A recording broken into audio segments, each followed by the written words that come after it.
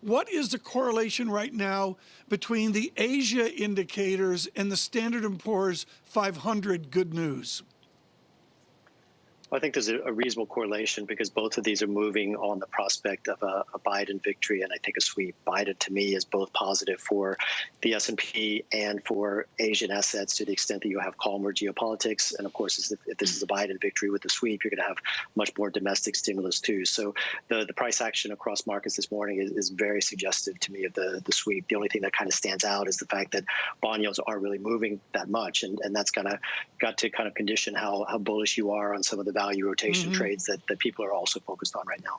The expectation game is a movable feast. How far out are the markets pricing? Are they pricing out to next Wednesday? Are they pricing out to November 3rd?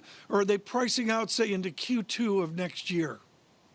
I think they're pricing out into the mid part of next year, if not beyond. The simplest way to think about what's going on in markets is they're moving from a fixation on a growth slowdown, which was really what started to grip in August and September, to the idea that the cycle is going to get rebooted through fiscal stimulus under a Democratic sweep. And if it is a reboot, we're talking about an expansion that's going to go on for quite a while. And we're talking about a focus on data stumbles shifting towards data strength. And I think if we follow the normal cyclical path, that strength will extend well into next year if we get more fiscal stimulus. So the market's looking quite far ahead in terms of what the stimulus does to the cycle's prospects.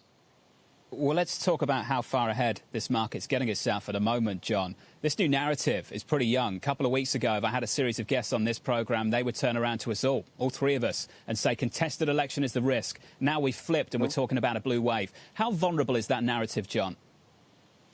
Well, to me, the vulnerability is not really around the contested election because I feel like the polls are shifting so far in favor of Biden that any claims of fraud are going to be dismissed fairly quickly if the margins are very wide in favor of Biden in a lot of states.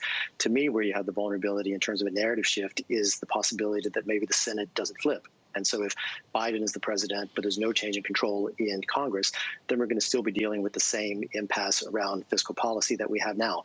And all this optimism around the sweep and stimulus and a reboot of the cycle is going to collapse. So I think you really have to watch this space closely in terms of what happens with the Senate. To me, if it's a divided government, whether it's under Biden or under Trump, you do have the risk of a decent slowdown in the U.S. economy and an unwinding of the optimism that's been lifting markets over the past couple of weeks. So, John, you've talked about the vulnerability of the narrative. Let's talk about the market areas that might be vulnerable. These are the longs, the calls that you've got on right now. Curve steepener, inflation break-evens, gold, materials, healthcare equities, China equities, bond FX. Out of those calls, John, if you get that divided government, where are you uncomfortable? Well, the only ones I'm comfortable with is owning Asia, whether that's on the equity or the currency side, because I do have a high conviction view that Biden will end up winning. And that, to me, is supportive of these geopolitically driven trades like owning Asia. All the other trades you mentioned, the value rotation, the movement up in bond yields, the steepening, the movement higher in the S&P, this, to me, is quite conditional on the sweep, because that, to me, is the only political outcome that gives you some guarantee of meaningful fiscal stimulus. So I'd still be comfortable with the Asia recommendations as long as Biden is the president. I wouldn't be comfortable with the other stuff unless we get the sweep. So, John, I'm looking at a number of job cut announcements day after day. Yesterday, AT&T's Warner Media announced thousands of layoffs. Today, L'Oreal is going to be closing some stores and laying off 400 workers. At what point does this matter to your overall bullish thesis? Well, I don't think it matters if we get additional fiscal stimulus, because I do believe part of the reason we're getting these layoffs is because the income support that's been moving from Washington to Main Street is starting to dry up. And so there's a need to replace that. And I think if it is replaced, of course, there will be job losses in some sectors, but there'll be job gains in others. And I think you'll see a continuous move down in the unemployment rate.